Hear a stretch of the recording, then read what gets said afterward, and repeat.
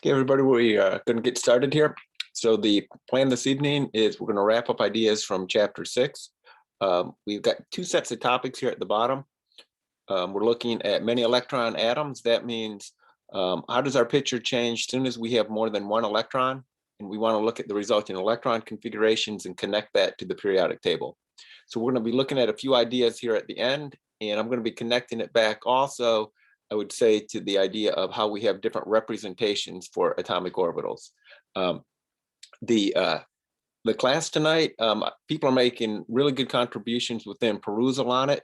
I'd say about the first 3/4 of class, I'm going to be really closely aligned with the ideas that we had within that video, returning to several of those topics. And then the last portion of class, add in a few different ideas on top of that. So as we know, we got an exam coming up. I'd encourage everybody to look at the announcement that has the details concerning that. It's the same logistics that we had for the first exam, but it doesn't hurt just to make sure that you're familiar with what the plan is going to be. So I would double check on the announcement within Carmen on that. I also mentioned that the last time that there's different practice exams set up for you to give a practice run through. These are very similar to what we've used in the past. They're previous exams. So if you want to give them a try to see the distribution of questions across chapters 4, 5, and 6, I think they're really useful for that.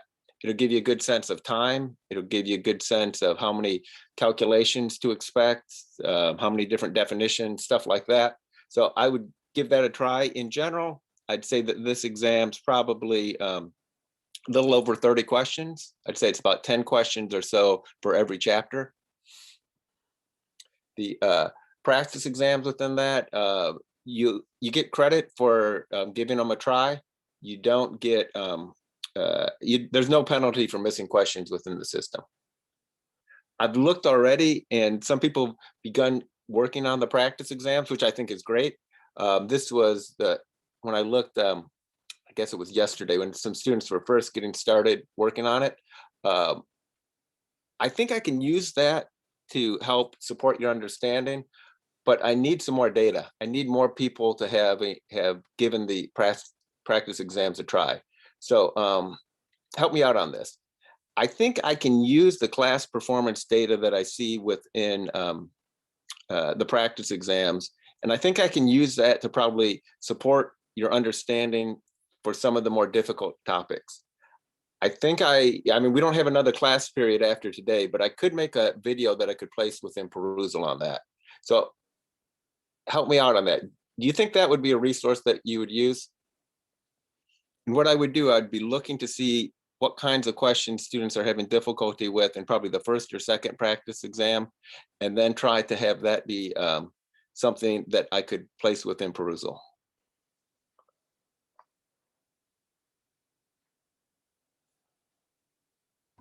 Dr. Clark, Yeah. if I have the midterm makeup, do I still get credit for the practice exams if I take them after Monday?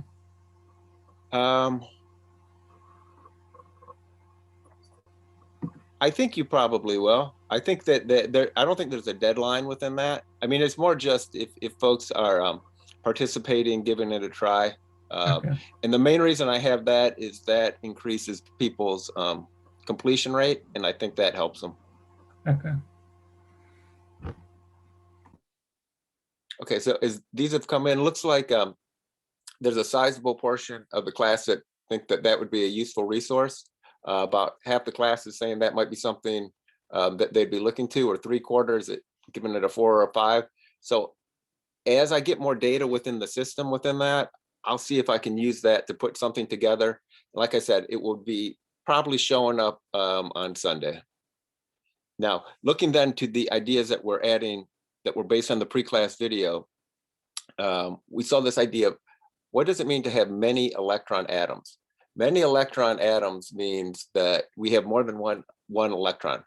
That turns it into many.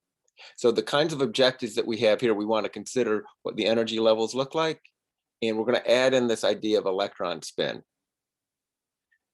So within this one, then, The key thing is going to be, what are the energies for these different atomic orbitals? Because that's going to determine where the electrons are placed. The idea of using that to then construct the electron configuration, that's the other task that we're up to. The ground state, the lowest energy electron configuration for the different neutral atoms, that's what we work on in 6.8. So we saw last time that we had the description here of 4 different quantum numbers, how that gave rise to the atomic energy levels that we saw for the hydrogen atom. We looked at different representations. Here were different p orbitals, whether we had contour maps or one that was showing the actual sort of dots describing the probability. So we were making sense of our atomic orbitals in different ways. Within these representations, we tried to connect them also to different quantum numbers. So if I were to look at this set right here, this was one of the formats of the question that I had. So it was, which quantum number would be different for these different atomic orbitals? So what I'm trying to do is connect the representation with the quantum numbers. So I look at these and say, well, they look like they have the same size, the same shape. They all look to be p orbitals, but what gives them different orientations, that was a different m sub L value. So I'm trying to connect the representation with what the quantum numbers correspond to. We also looked at representations like this, these radio probability functions, where this was giving us insight to what the density looked like inside of these contour maps.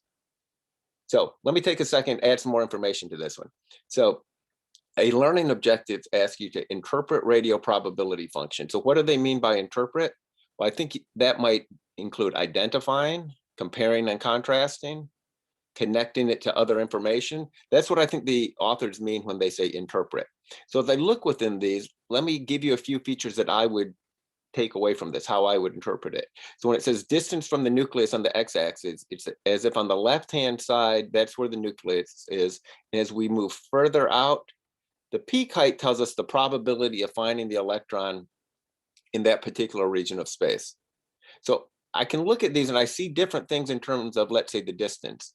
This red line and the green line, both of those have a probable distance further out than the purple one. So one thing I'm looking for is the distance where the electron is most likely to be found.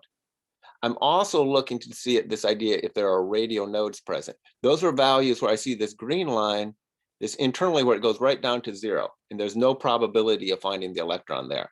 So that's another feature I'm taking away. The reason the heights are different is if an electron is in an atomic orbital, the odds of it being there is 100%. So if we look at this one that's purple, because it doesn't go out as far, it goes up higher, because in a way, the area under all of those curves have to add up the same amount. Now, if I were to look within these, I would label this first one a 1s. That would be the purple one. So a 1s orbital is closer to the nucleus than either the 2s or the 2p. So it's more probable distance is closer to the nucleus. If I'm comparing the 2s and the 2p, I see that they're both shifted out further than the 1s, but I see that this 2s right here, that was the one with the radio node present. So one way that we can sort of determine if we would expect a radio node to be present, here's a way you could do some math on that. So the number of radio nodes that you'll find is equal to the quantum number, the principal quantum number, minus its L value minus 1. So for a 1s orbital, if I did that math there, it would be 1 minus 0 minus 1 gets me to 0. There is no radio node for a 1s. For a 2s, it would be 2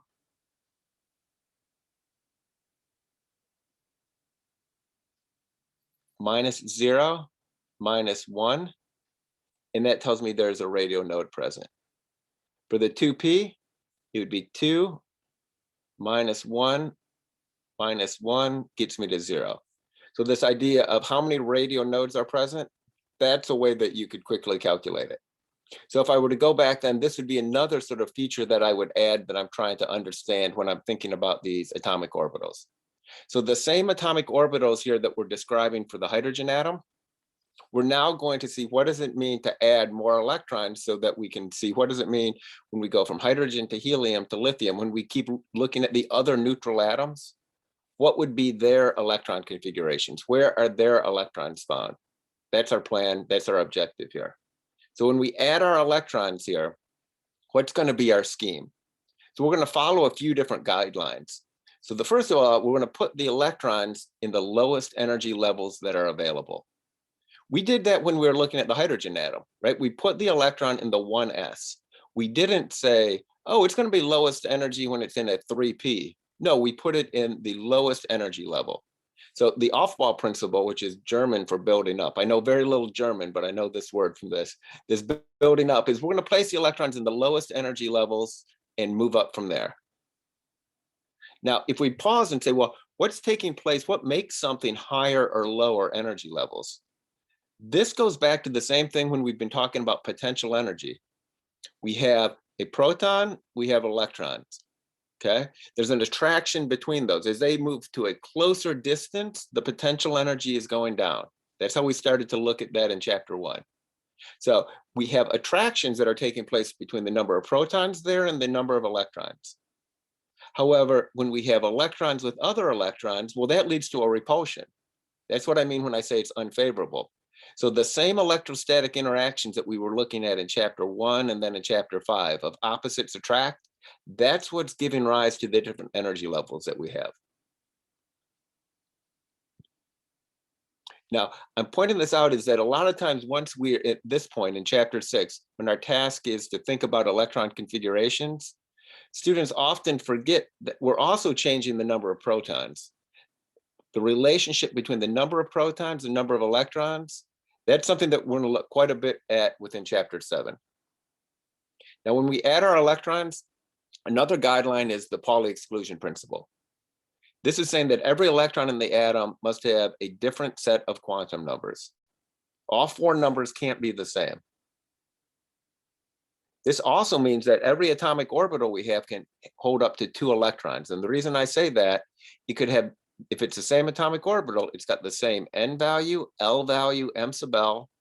And because there are 2 options for the spin, either +1/2 or -1/2, that means it could hold up to 2 electrons.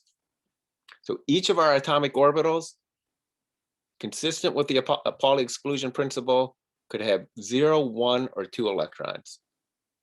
The last one is we're going to find what's called Hund's rule.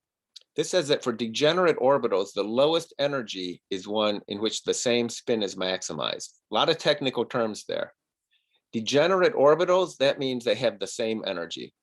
So when we look at these diagrams, they're on the same horizontal line, the atomic orbitals, they have the same energy. We call those as being degenerate. If I think back, which orbitals are degenerate for hydrogen? For hydrogen, they were degenerate. They were equal in energy based on the principal quantum number. The 2s and the 2p, they were on the same line, they had the same energy. The 3s, the 3p, the 3d for hydrogen, they were degenerate. They were all on the same energy line. The principal quantum number tells me the energy for hydrogen. We're going to see that that gets more complex when we have more than 1 electron present. So let's begin the process here. So for hydrogen, when I'm thinking about hydrogen in the ground state, I have 1 proton, I've got 1 electron. So I'd think about placing the electron within this diagram here. The symbolism I would use is I would place 1 electron into that 1s atomic orbital. So this notation 1s superscript 1 is saying in the 1s orbital, there is 1 electron found. Now, what might be its quantum numbers? Well, n would equal 1, L would be equal 0, m sub L would equal 0. Those are all describing the 1s atomic orbital. What would be the spin? Could be +1/2 or -1/2. Either one is fine. This representation here of saying here's a 1s atomic orbital with an electron with a spin pointed in a particular direction, this would be fine. It would be also fine if you wrote it exactly the same way and you had your arrow pointed down. That would still be representing 1 electron. Either spin is fine, okay? In this one, I would say we have attractions between the proton, the electron. We have our notation describing that. 1s1 is how I would say that. This idea of the spin of the electron, the arrow's direction, don't worry about that. It has no physical significance, whether you drew it up or down. It's just a convention. I mean, a lot of books you'll find where they might put them up in one direction and then put them down when they begin to pair it up. When I say it's just a convention, there's no rule that you have to follow that. We have our different quantum numbers that we would assign for it. And when I say we have an attraction between one proton and one electron for hydrogen, in the center of that probability cloud, I would say we have a proton there. And at a given point in time, we have the different regions where that electron could be found. When we move on to the next, from hydrogen to helium, we now have 2 protons, we have 2 electrons. So what would be possible quantum numbers for that? Well, I'm putting it into a 1s orbital. So n equals 1, L equals 0, m sub L equals 0. That's describing a 1s orbital. The superscript 2 is because I have 2 electrons that are now placing in it. It can hold 2 electrons because it can either be spin of 1/2 or spin minus 1/2. That's what I'm showing with the arrows pointed one in one direction and one in another. When I think about the interactions here, this is going to have a different energy than the hydrogen atom. The attractions and repulsions that I have here are different. There's now attractions because I have 2 protons in the nucleus that are being attracted to one electron, 2 protons being attracted to another one, and then repulsions that are taking place between those electrons as well. Now, when I'm showing it with these arrows, I'm just trying to sort of have some bookkeeping for the kinds of attractions, but it would again be this cloud right here. But now I would have 2 electrons found within that 1s orbital. One thing that we're going to look at sort of as a preview within chapter 7, it turns out that this cloud that we have right here, it's smaller for a helium atom than it is for a hydrogen atom. And that comes back to because it has 2 protons instead of just 1. It brings those electrons a little bit closer to the nucleus. Like I said, that's something that we're going to look at within chapter 7. So if we looked within here, we've added 2 electrons. They would have been found in the 1s atomic orbital. So then the question is, where do we start to add them next? Do we add it to the 2s, the 2p, or does it not matter? Well, it turns out within here, this little feature right here about how the 2s, there's a probability that it is closer to the nucleus than for the 2p. Turns out that makes a difference. Turns out that happens to be an important feature. We find that once we have many electrons, meaning more than one, the 2s and the 2p, they're not going to be degenerate. They're not going to have the same energy. The 2s will actually be a little lower in energy than the 2p. So when we're starting to add electrons, now we're going to put it to the 2s before we put it into the 2p. These are the energy levels that we had for the hydrogen atom. These energy levels are degenerate based on the n value. Let's see what happens then as we begin to move beyond this and we have more and more protons, more and more electrons present. So within the video that I had before class, I showed that simulation where we step through to see what happens as we add more and more protons, more and more electrons. The simulation is showing me the resulting electrons, but I'm also thinking in my head that the number of protons keeps going up in the nucleus as well. And I had us pay special attention to some particular, elements along the way, because I was having those illustrate different points. So let's explore that same thing here. And I'm going to pause it along the way if I can. So here we're going to begin to add electrons. We go from hydrogen to helium to lithium. So each of the arrows that we have here is representing an electron with a particular spin. Could be spin up, could be spin down, doesn't matter. And in fact, I noticed that the designer here of the simulation, he always chose to put the first electrons in as if they were pointing down. Now, I know the guy who made this, and I know that he is aware that the convention oftentimes is they go up first. I am convinced he's just messing with people. I am convinced that he's saying, that is not important. So I am going to make it not important by doing the opposite here. So if that led to confusion, I think he probably wanted to distress people a little bit to make that particular point. Notice within here, when we get to lithium, we have 3 electrons, and we're starting to see that splitting out. The 2s and the 2p are not on the same level. We put in both of them into the 2s. Notice how we added them to the 2p. we put them in independently in each of the atomic orbitals. And then we began to pair them up. We put them independently into these degenerate, the equal energy 2p orbitals, and then we began to pair them up. That's what Hund's rule tells us to do. Put them in independently and then begin to pair them up. And we'll just continue on. After that, we find that we begin to populate the 3s. We put them independently into the 3p. Then we begin to pair them up. Put them into the 4s. Begin populating the 3d. I'm going to pause it here because we're going to have a couple examples here of what are called anomalous electron configurations, ones that we would not have predicted necessarily by just seeing how this connects with the periodic table.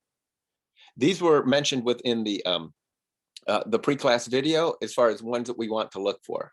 So far, I would say everything's according to plan.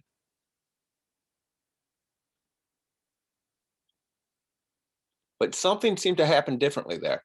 Notice for chromium, it's saying that lower in energy would be to place the 4s in the 3d, all independent with none of them paired up. So how can we begin to make sense of this?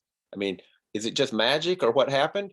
Notice as I look at this, it looks like the 4s in the 3d at this point are really close to being degenerate. It sure looks like they're really close to all being on the same line, all having the same energy value.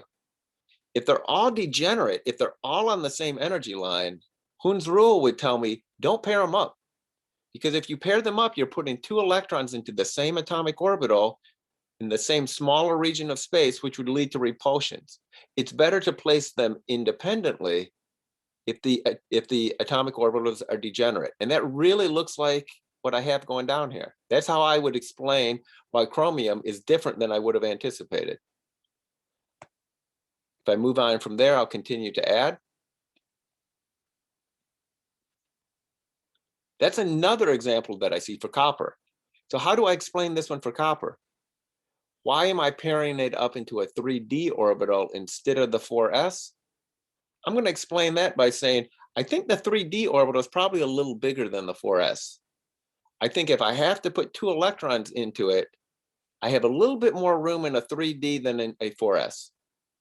It's not crucial, that being, part of your explanation, but what I'm pointing out here is that all of these electron configurations, their energy depends on the number of protons and the number of electrons and the resulting attractions and repulsions. That's what's giving rise to the ground state electron configurations that we have.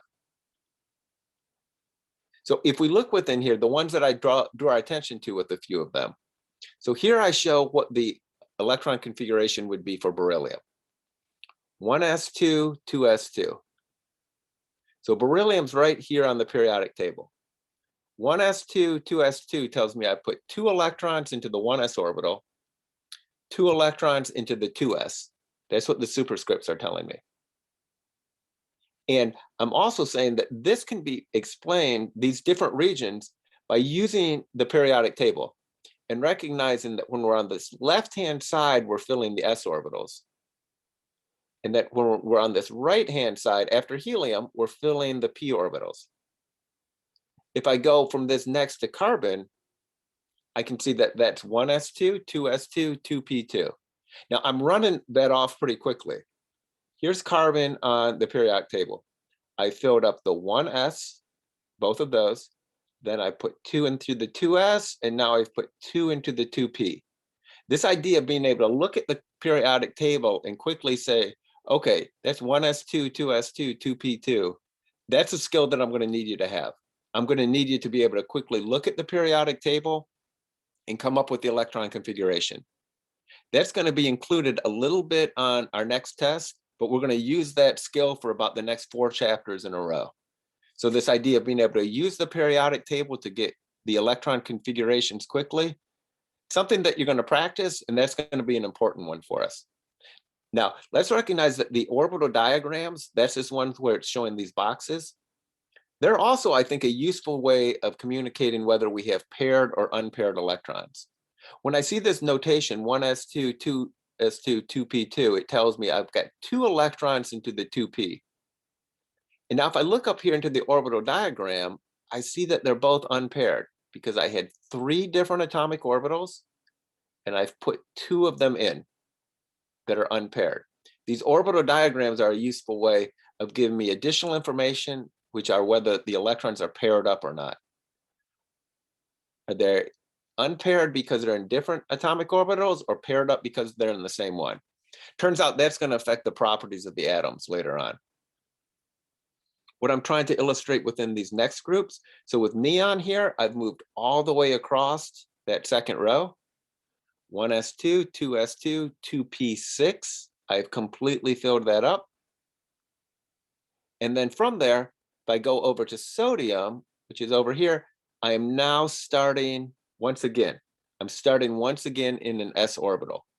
So my notation for that, I could write out all of the electrons that it took to get there. And again, this notation 1s2, 2s2, 2p6, 3s1, that accounts for all of the electrons. We also use what's called the condensed version. By instead of writing 1s2, 2s2, 2p6, that was the electron configuration that got me to the previous noble gas. It got me to neon. So by putting it in brackets, we can say, okay, this is shorthand for the electron configuration for neon. Now I will tell you what comes after that noble gas configuration. That's useful for 2 reasons. One is, well, it shortens quite a bit what we would do when we're writing things down. And second, a lot of the interesting chemistry takes place with the electrons that are beyond the noble gas configuration. So even though sodium has all of these electrons present, all 11 electrons, it turns out the one that is most interesting for us chemically is the one that is beyond that noble gas. So that's why this notation is also useful. As we moved on beyond that, here would be one for scandium, where we have this argon electron configuration. And after that, that would be a noble gas, 4s2, 3d1. I've filled in both of the 4s, and I've added one here to the 3d. Couple of things I want to illustrate with that. So first of all, by this point, it seems really obvious to me that these atomic orbitals, their energy is not static. It sure seems like it's dynamic, it's changing, these positions are moving around. And that's because the number of protons and the number of electrons are changing as I go from one element to the next. And the resulting ordering that I have, it's due to all of those different interactions. Now, the periodic table, it turns out, it summarizes as a useful tool many of those descriptions.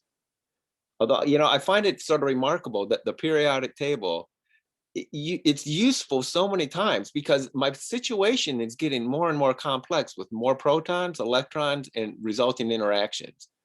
So personally, I find it remarkable that it remains useful for giving me the ground state for so many of the elements here. And when I say so many of them, there's other exceptions, but there's a few that we saw within that simulation that were what were called anomalous ones. Now, within this one for scandium, when I used the periodic table, I would have said it was the argon electron configuration. Then after that, I filled in the 4s, and then I had a 3d1. You'll also see many times where it shifts it around, where it's not trying to show you the order that it is on the periodic table.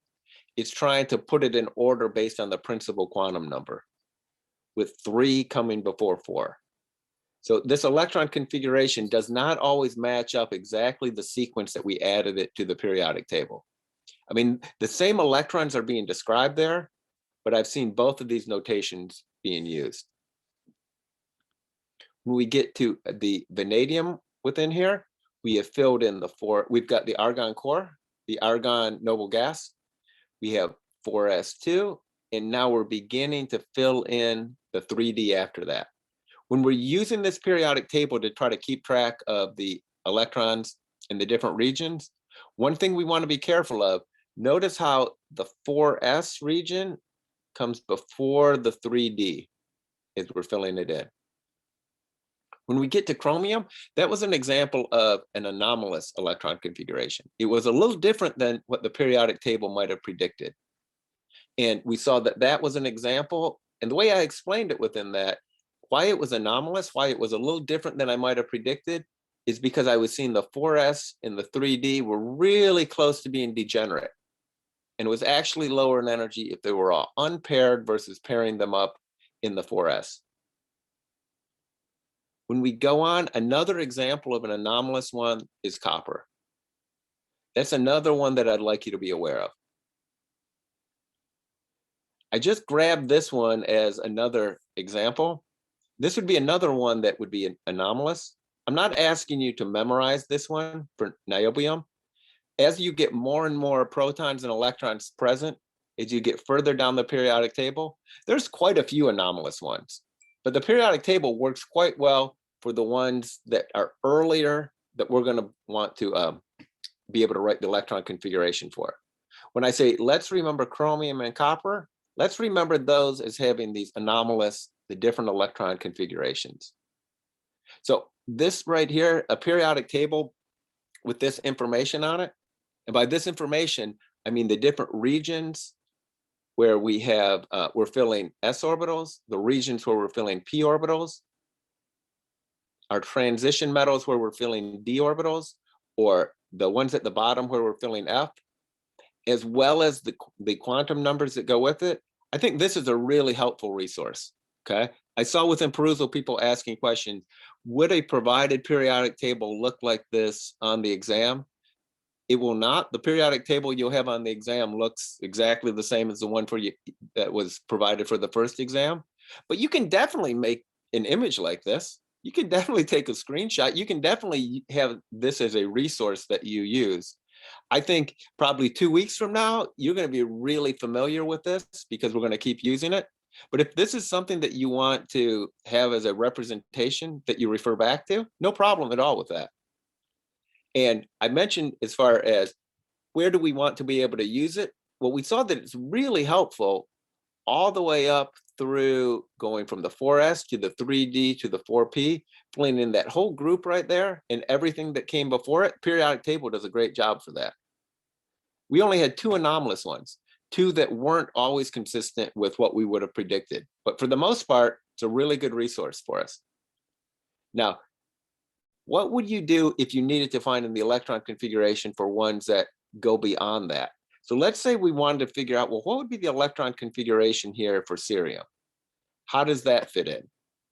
The way that I would do that is I would let the periodic table be my guide. And by that is I'd look at the atomic number for it and I would figure out how did I have to get there in terms of the electrons that were present. So what I mean is, let's say I started here with xenon, number 54. I see 54, 55, 56, 57, 58. So in order to get to cerium, it would have the same configuration as xenon, and then I would add in these next electrons after that. When I say the atomic numbers tell you the path, they tell you how you should be adding them in. So for cerium here, it would be the same configuration that you'd have for xenon. Then you'd have 6s2, 5d1, 4f1. So this particular table here at the top left, it doesn't show you the path to follow through, but the atomic numbers do. The atomic numbers tell you the path that you would follow to figure out what comes next. That's how I make sense of any of the electron configurations. It might be switched a little bit like this. I'd say this is equivalent. This is the same one. I've just put them in order based on the principal quantum number. So this idea of the atomic orbitals and how the energy levels shift, I don't think that's something you need to memorize, because if you use the periodic table, it's telling you the order of the resulting atomic orbitals, the underlying atomic orbitals. And in terms of the anomalous electron configurations, they become more and more common when you have more and more electrons. Turns out about 20% of the periodic table is anomalous, but most all of the ones early in the periodic table where we're going to be having our playground for the most part, it works quite well. Let's just memorize our 2 different exceptions that we had. Our 2 different anomalous ones were for chromium and copper. And beyond that, let's know how to use the periodic table.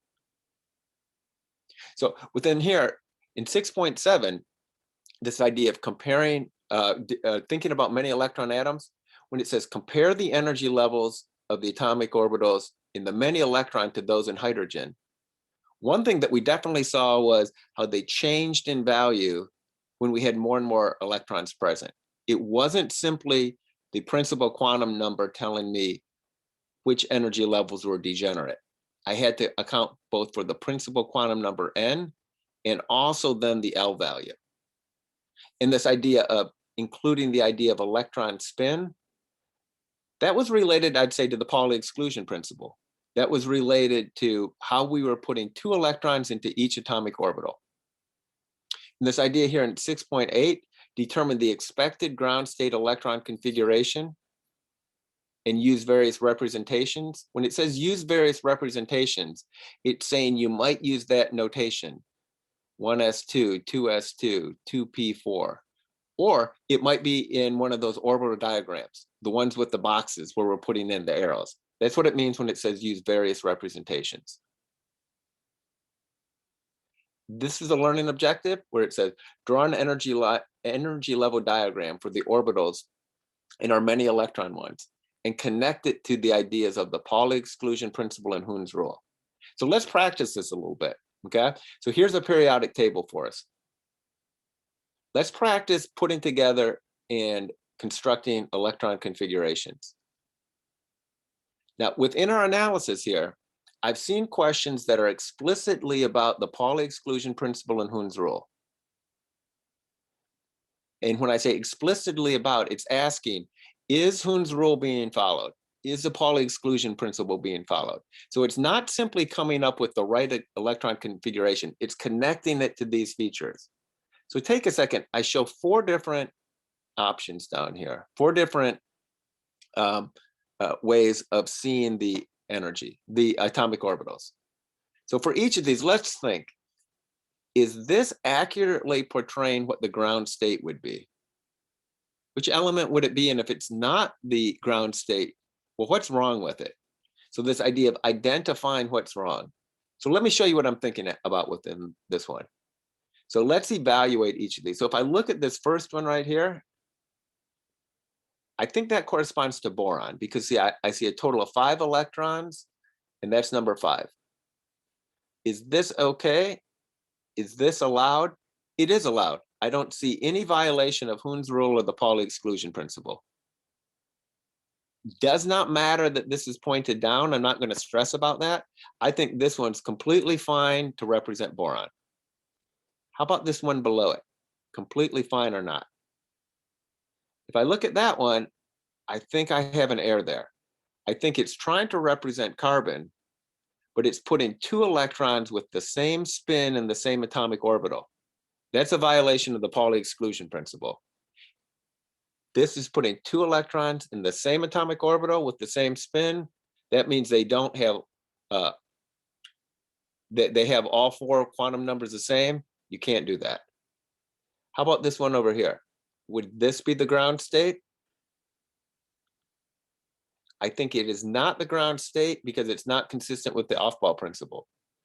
I think that it has taken an electron and instead of having it in the 2s, it's shifted over into the 2p. I don't think I've broken the Pauli exclusion principle. I think this would be an allowed electron configuration. It's just not the lowest in energy. It's just not the ground state.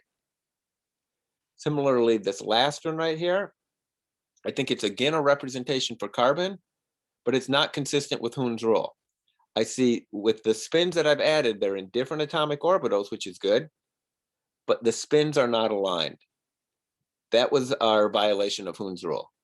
So what I'm trying to illustrate on here is not simply is it correct or not, if it is incorrect, why? And this was one that was in the video that was on that same topic. It was listing different possible electron configurations. It was asking, well, which one of these was going to be correct? Which ones were violating the Pauli exclusion principle? Which were violating Hund's rule? Take a second, think about this, see if you can answer this one, okay? I'm not going to poll you. Take a second, though, and evaluate each of these, A, B, C, D. Think about it. Does it look like it's right? And if it's not right, is it a violation of the Pauli exclusion principle or a violation of Hund's rule? Take a second, give that a try.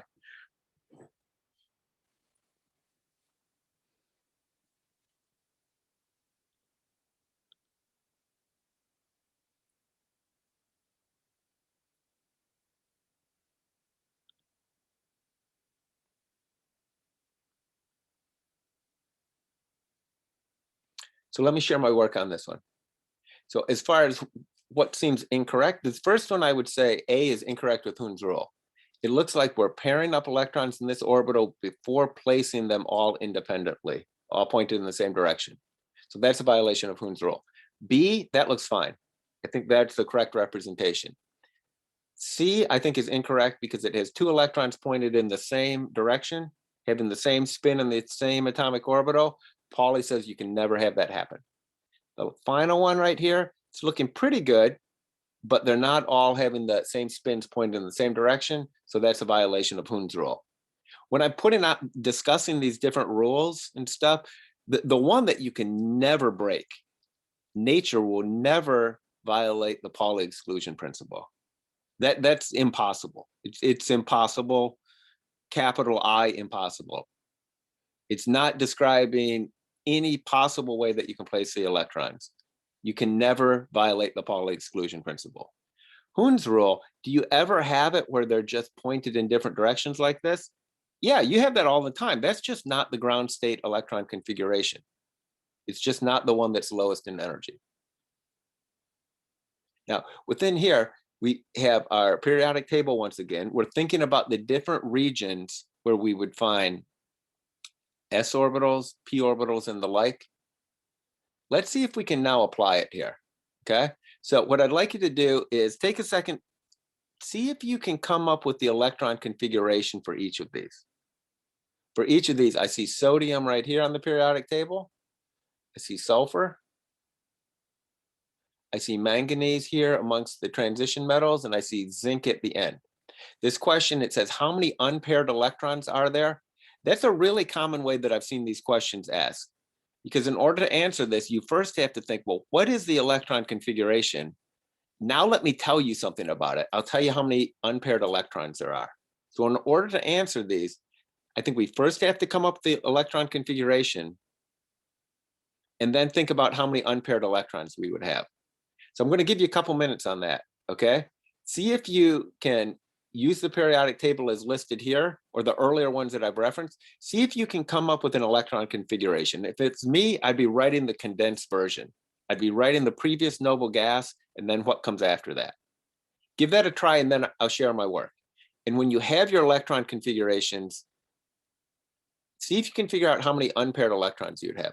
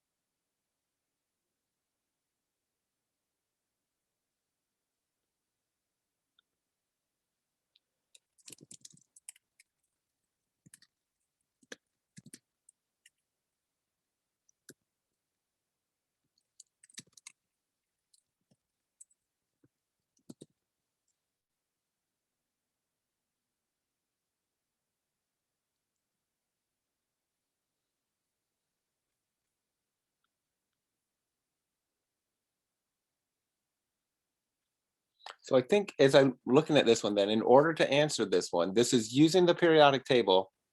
And I'm thinking, where are the different previous noble gases? And then what do I have after that. So if I'm looking for sodium right here, I'm saying, okay, the previous noble gas would be neon. Then after that, I'm adding to an s orbital. I'm adding to a 3s orbital. So I would say for sodium, it's a neon core and then 3s1. For sulfur, I would say it's a neon core. And by neon core, I mean that's the previous noble gas. Then it's 3s2, 3p1, 2, 3, 4. That's how I'd be putting it together. So these would be my different electron configurations. Sodium would be neon and then 3s1. Sulfur would be neon, then 3s2, 3p4. Manganese would be the argon, 4s2, 1, 2, 3, 4, 5, 3d5. And for zinc, it would be argon, 4s2, and then 3d all the way across here gets me to 10. So before I explain here or think about the whether they're paired or unpaired, tell me in the chat, where are you at in terms of using the periodic table to come up with the electron configuration? Tell me that's something you know how to do, or you can follow along when I do it, but you're going to need some practice, or you don't have a clue what I'm doing. Okay? Is it something you're already able to do, something you can follow through, or something that you're not clear at all how it's done?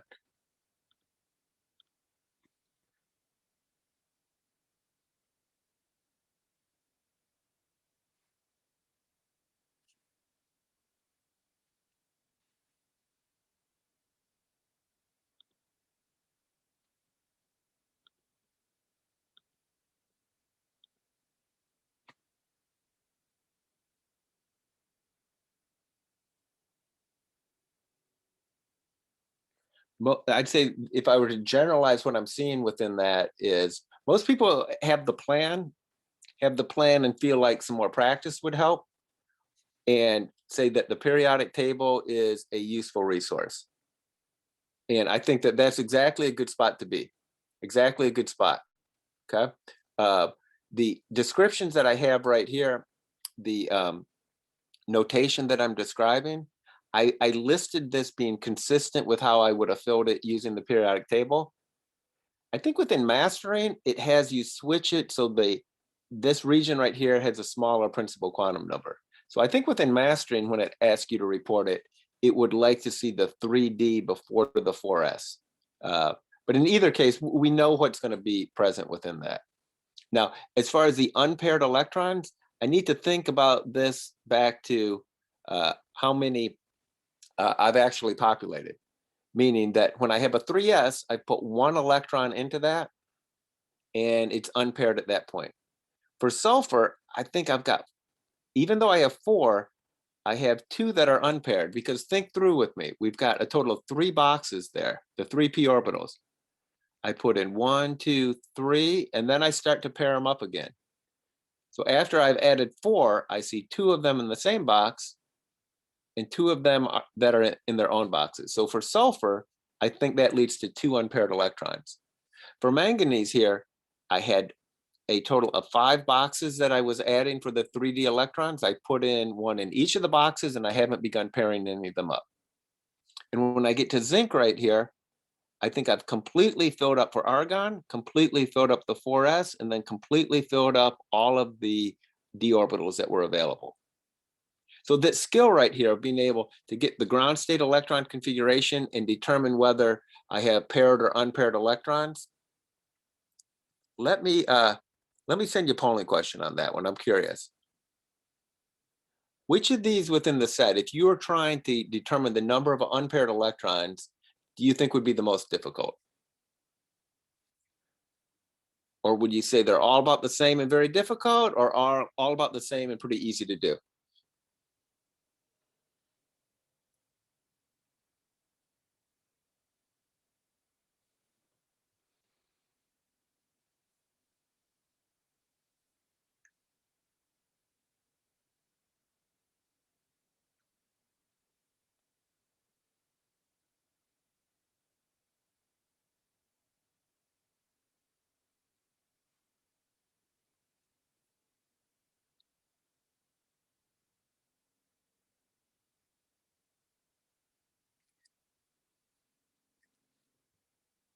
Take about 10 more seconds for me.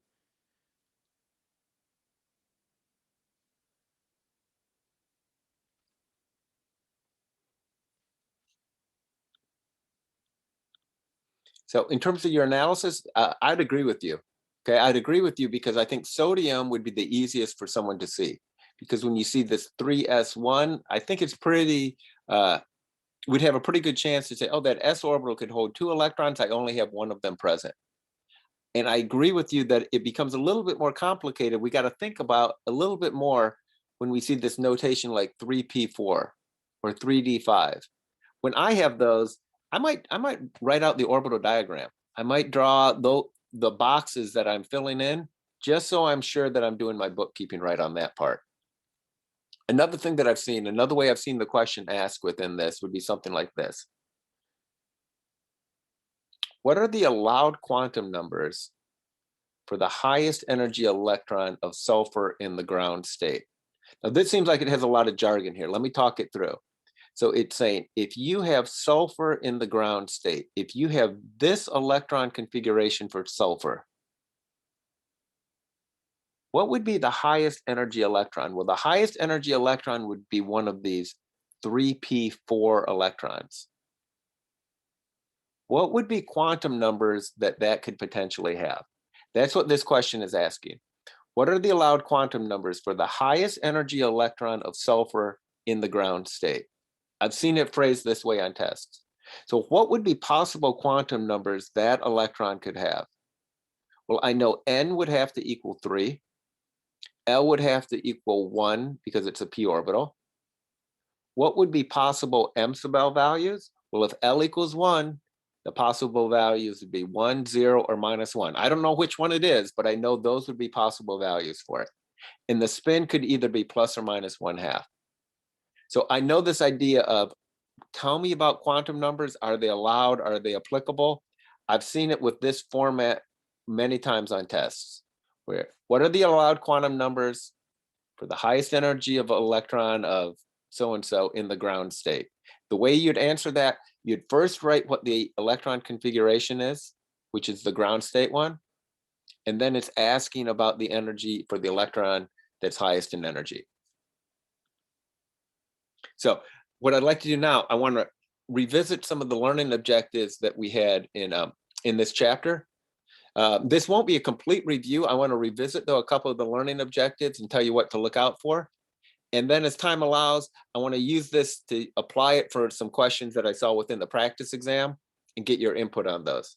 So when I look at the learning objectives within chapter 6, the ones that I list right here, these are ones that are within the chapters in section 6.1, 6.2, stuff like that.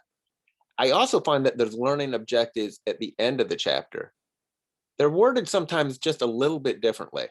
So as I'm looking within these, I'd expect about 10 questions on your exam, 10 or 11 or so from chapter 6. When I look within the first part, calculate the wavelength, given the frequency or frequency wavelength, go back and forth within those. That's usually easy to do.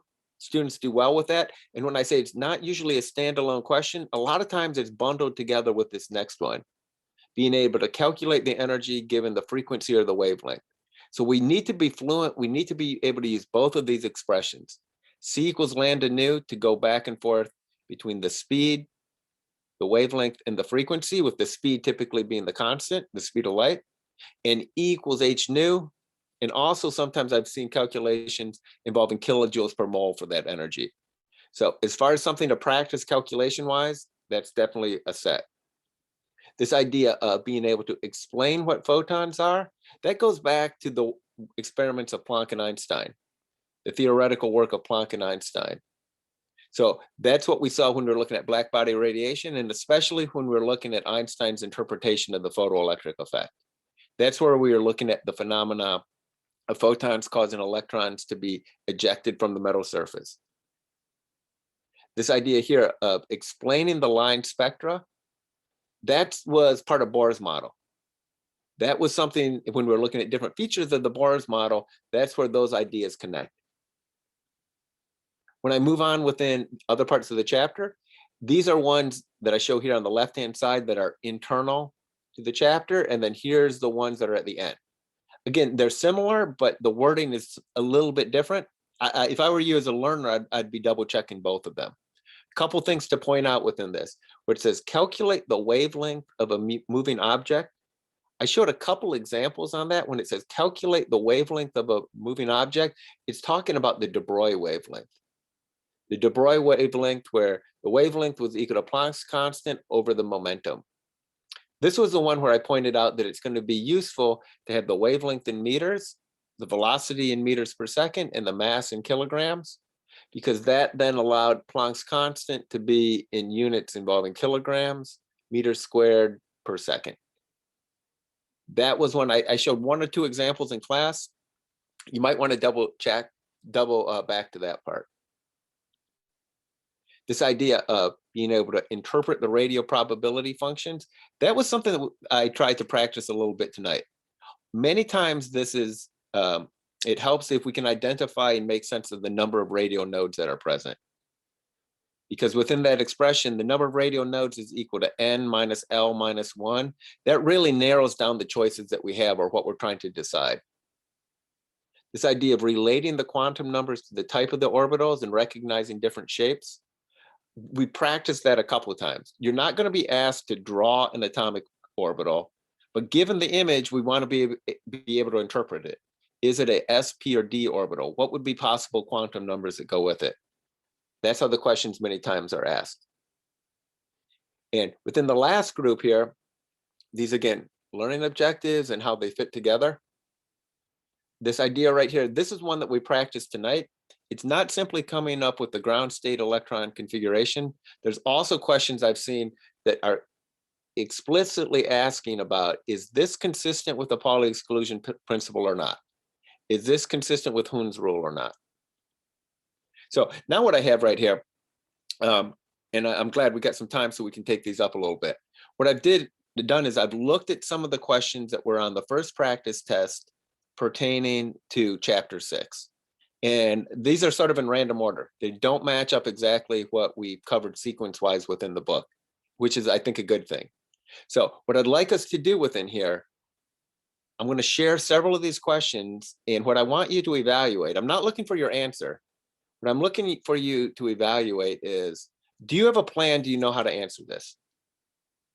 So this is one, which element has a ground state electron configuration of this? Help me out. I'm going to shoot you a polling question. Do you think that this is something that you know how to answer? Could you correctly answer this question?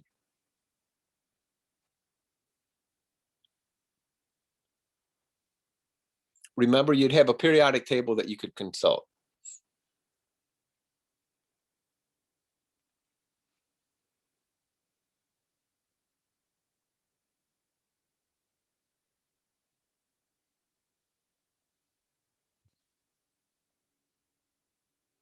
And if you feel within this one, this is something you're not super confident with, I get that.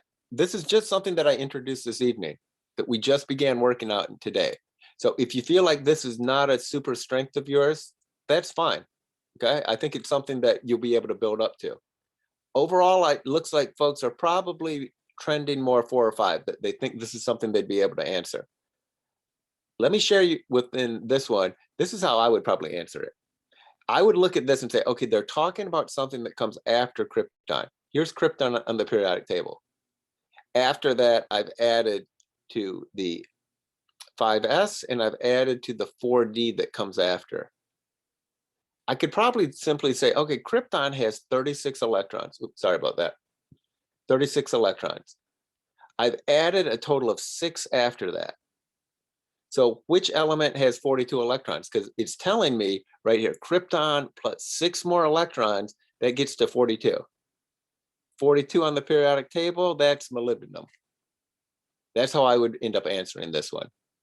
And it looks like within here, just to add a little bit more information, it looks like that's another example of a anomalous electron configuration. I wouldn't have guessed that, but that doesn't stress me within it. I'm just looking to see where it's taking me with that number of electrons.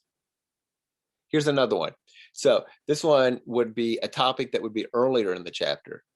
It says, when comparing photons of UV with X-rays, the UV light has, and then there were different comparisons given in terms of energy, wavelength, and frequency.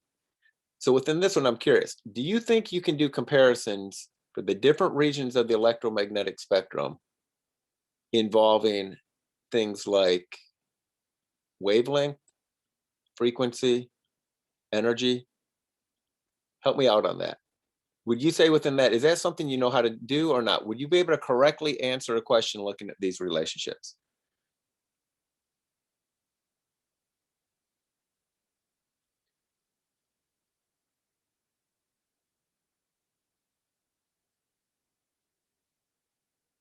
This would be one on the test I think is going to be, would be pretty high scoring on the test. I think within here, you might still have a little work to do, but I think this is probably about a 90% question on the test.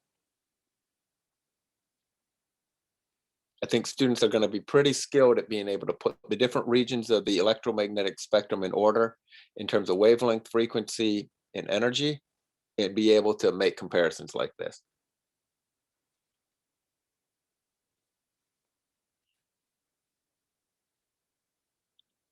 Sharon, this one looks pretty similar, I would say, as far as the distribution to the previous question. I think both of these would be pretty high scoring on the exam. Like I said, probably about 90% questions. Here's one based on stuff we were talking about tonight. Again, this was on a practice exam. This was something that we had on earlier exams. I like the way this one's being asked. So it says, does this orbital diagram correspond to the ground state? If it is not, what quantum number do you need to change? I think this is another, I like the way this one's being asked, okay? Because it's first asking, is this correct or not? And if it's not correct, how would you make the appropriate change? Take a second within here. I'm curious on this one. Where do you think you fall on this? Do you think you could answer this one? I'm going to share my work in just a second, but I'm curious on this.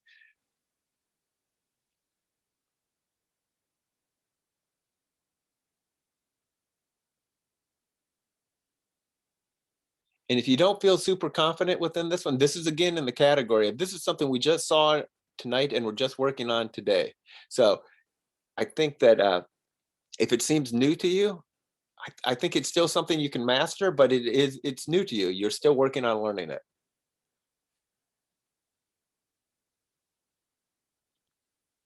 So in this one, the poll results a little bit less confident, which I get because I think we're applying some new ideas here. So this is how I would answer this one. So I'd be looking first of all and thinking, okay, everything looks fine here in terms of the Pauli exclusion principle, but it is not correct in terms of Hund's rule. It's not correct in terms of Hund's rule, so this is not the ground state. The thing that I see is incorrect is I want both of these pointed in the same direction. In order to put both of these in the same direction to make them consistent with Hund's rule, I need to flip over one of these arrows. In order to flip over the arrow, I need to change the spin value, the m sub s value. That's how I'd be answering this one. Here's another one. This I'd say is really closely tied to something we talked about tonight. So this one, it says, how many radio nodes would you expect to find in the radio probability function for a 5s orbital of the hydrogen atom? So I'm not going to poll you on this, but reflect on this just for yourself.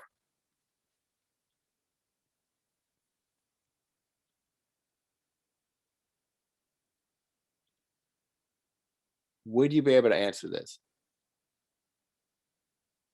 I think within this one, I would be jumping to this description that I added tonight. N minus L minus 1, that would get me my answer right away. N equals 5, principal quantum number is 5. For an s orbital, L equals 0, minus 1. 5 minus 0 minus 1 tells me there are 4 radio nodes for the 5s orbital for the hydrogen atom. Here's another one from the exam. This one was asking about which of different values would have the greatest amount of energy, and the different choices gave different values with different units. So this was a question where you really had to be able to convert among different units. And the kinds of units that they had, it was things like kilojoules per mole, joules per mole, nanometers, or invert seconds, which are also called hertz, given the symbol Hz. So it was involving calculations involving all of those different ones. So when you think about, well, could you answer it or not? I think it comes down to, are you fluent with doing conversions across these? And when I say fluent, have you overlearned that? Can you quickly go between wavelength and frequency, between frequency and number of joules? Are you able to go back and forth with these? Because that's what it would take in order to answer this question right here. Being able to go back and forth amongst these. Here was another question that I saw. So this would be another one that was on a previous exam. It said, which photon of light below, number one, number two, would be capable of ejecting electrons from sodium, which has this particular energy value, to turn it into an ion. So within here, this would be another example of being able to do conversions involving both of these. This, in a way, is a question about the photoelectric effect. It's saying, which of these wavelengths would be appropriate if they're shining on a surface of sodium and causing the electrons to be ejected, causing the electrons to leave the metal surface and become free electrons and turning the sodium into sodium ions. That's what this question was talking about. So this is another one that I'm seeing that is a calculation involving both of these equations and being able to use them together. Use both of them together because this is in nanometers. We've got to convert from nanometers to get to a frequency value, and then use that in our equals h nu expression. I have a question Yeah, go about ahead. energy. So in the equation for E equals H nu, Mhm. is that energy per photon? Correct. That would be the energy for one photon. So if you're looking at it in kilojoules per mole, you'd have to say, okay, I don't have one photon. I'm interested in a mole's worth. I'm interested in 6.02 times 10 to the 23rd. And that's what changes the scaling. So Okay. E equals h nu, exactly. That's for one photon.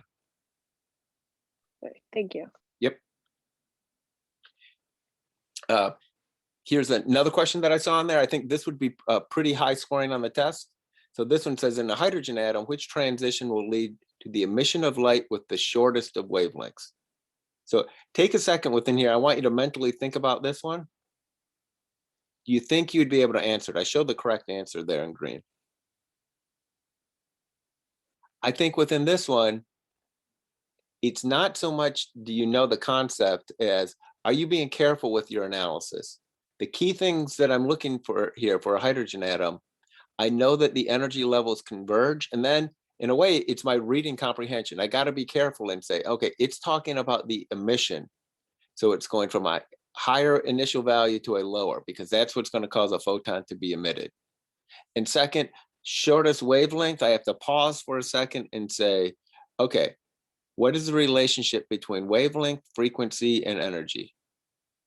If something has a short wavelength, that means it has a higher frequency. That means it has a higher energy. Those are the parts that I'm trying to put together within this one. So as soon as I see this one where I'm seeing these different values, what's popping into my head is the way that the energy levels converge for hydrogen. And then I'm just taking my time with the other two features on that. This was one that I saw in the test. Take a second, read that one for me.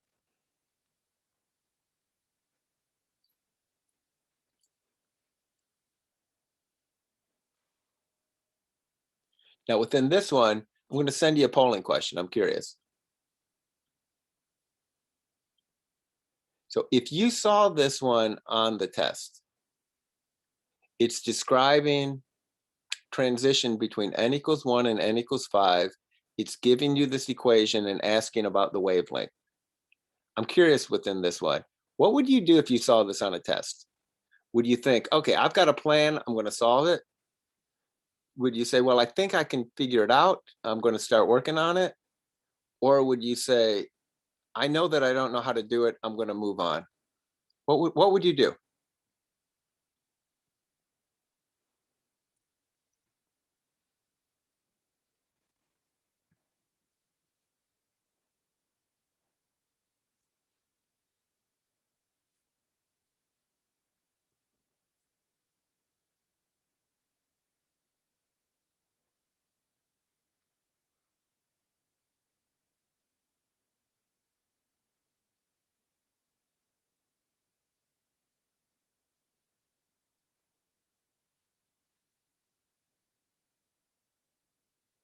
So this is interesting. I hadn't asked this before. I was curious. So within this one, about half the folks, half of you all said you would try to figure it out.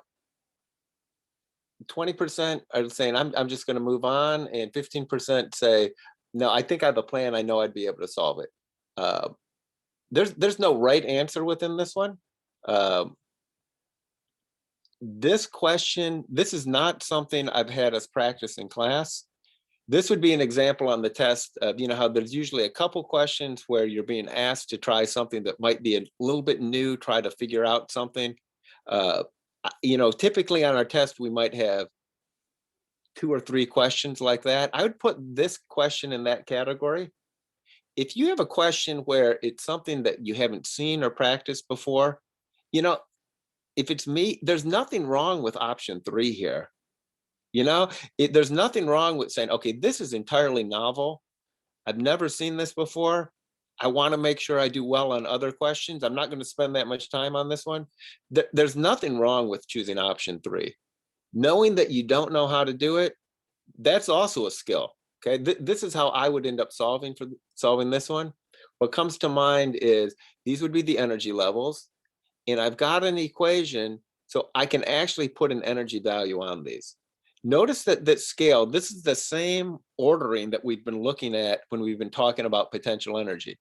When we've got particles that are attracted to each other, a positive and a negative one, like the proton and the electron, we defined our potential energy of 0 as being when they are really far apart. That's what n of infinity means. It means that we've taken them and they are really far apart from each other. In that scale, that is being defined as 0. As they get closer and closer together, as it gets closer and closer to the nucleus, the potential energy is becoming more negative. It's becoming a smaller and smaller number. So this scale right here, this is exactly the same way we've been thinking about potential energy in chapter 1 and chapter 5. Our reference is described when it has a very large separation. And as it's getting closer and closer together, it's getting smaller and smaller potential energy, more and more negative. If you were to take this and put actual numbers on it, I plugged it into this equation. I have a value of 1 squared in the denominator for the ground state and 5 squared for when it's here at n equals 5. Those are the 2 energy levels. Those would be the actual energy values on that.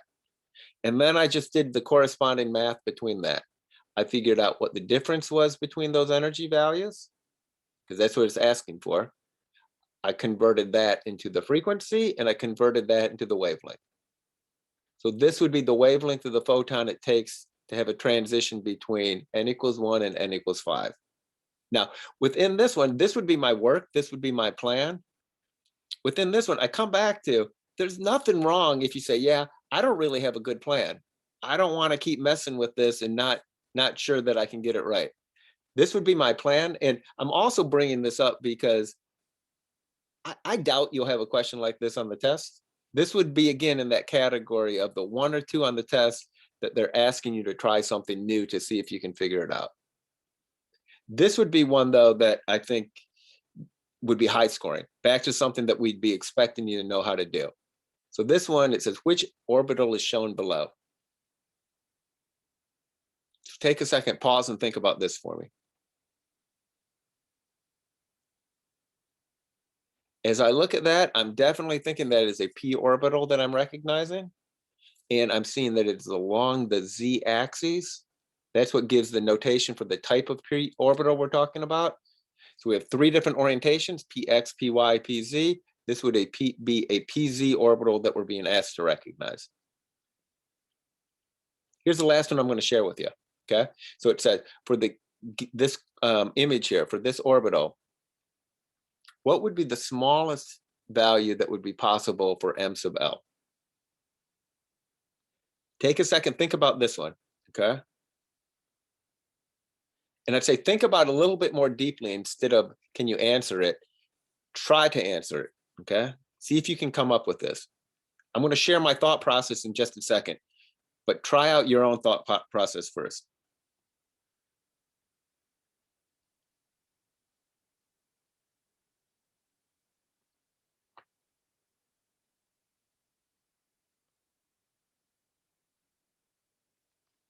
So my thought process is, as I look at this, if I were trying to say, well, let me start to put some quantum numbers together with this.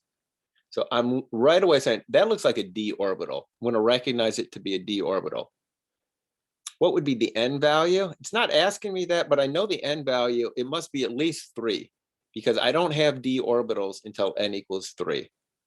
For all of the d orbitals, L equals 2. So the possible m sub L values, m sub L goes from negative L all the way to positive L. I have 5 d orbitals because I have these 5 different m sub L values. -2, -1, 0, +1, +2. So it's asking, what is the smallest possible value of m sub L in this? It would be -2. So notice, in order to answer this one, I think this is a pretty good question. You're not simply saying, oh, I recognize that as a d orbital. This is back to the idea of, can you recognize that representation and connect it to aspects of quantum numbers? This is the kind of thing that we get asked about that. Tell me about one of the resulting quantum numbers. Tell me about what would be a possible m sub L value. And with that, within our whole group right here, we've been doing a lot within 6.7, 6.8, 6.9, and I've been trying to take some time and connect it back to other ideas that we had earlier. So my plan here going forward, we have multiple practice exams available. What I was seeing within perusal for people that are commenting on the review that I had available for chapters 4 and 5, I think people are doing an outstanding job on that, of really reflecting on what you know, what you still need to work on. I think people are doing a really good job of helping each other, and I think thinking about your own strengths and weaknesses. So please use that as a resource. Use the practice exams as a resource. And my responsibility, I'll see how things are going within the practice exams, and I'll try to put together a video in the next day or so and share that with y'all too. If you have any questions as we head in towards the exam, send me an email, please, okay? We don't have another class before the next exam, but I'm here to help you, okay? So please send me emails if you get stuck. With that, I appreciate your attention. I have a quick question just to make sure I have the right definition.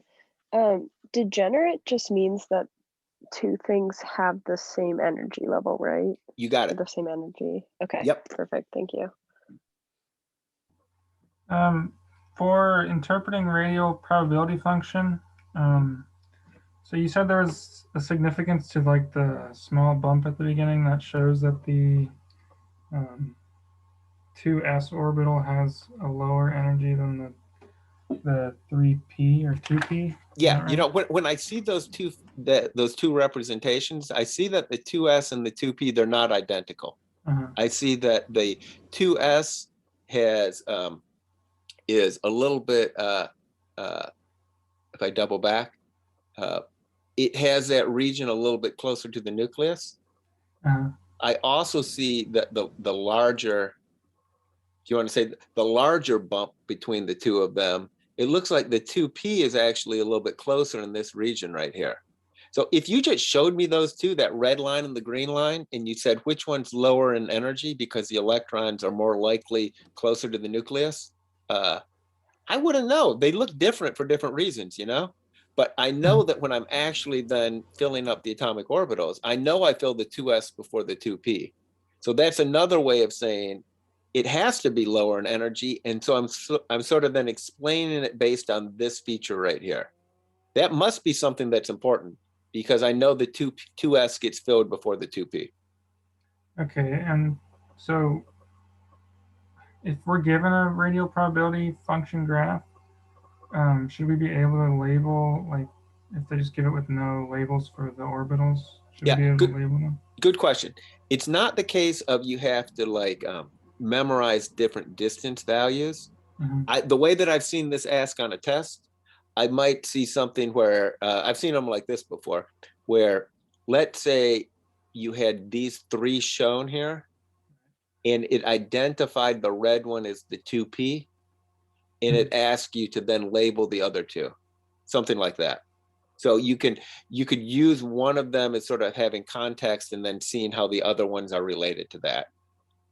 Okay, so it won't be the case of here's one all by itself with no information whatsoever. I think we know, what variables you can look at and not look at. A key one would be the number of radial nodes.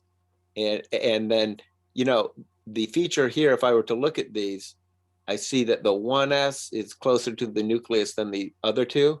So I think the questions on this topic are fair questions. If people know the features, then they do fine on it. Okay. So, for example, if you asked what you just said and it gave us 2p, how would I be able to tell between if the green one is 2s or 3p? Or do you think that wouldn't be asked? Well, I'll tell you what a 3p looks like. So for a 3p, it would have a node, and then the most probable distance would be way out here further. Okay. Because it's got a larger principal quantum number, so it's a larger one. So yeah, I mean, that's a good question, but yeah, that's where a 3p would be. It would have a radial node, and then it would be shifted out even more to the right-hand side. Okay, thank you.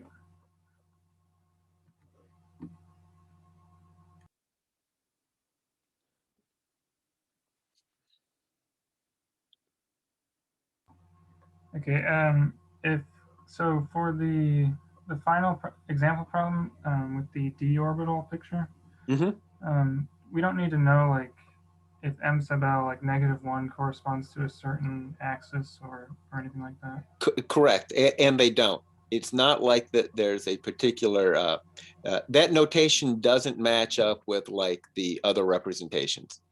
Okay, and then for the d orbitals, if you're labeling them like you did with the one previous, the p of x one or px orbital, it would have like x or y, z instead of just one axis. Right?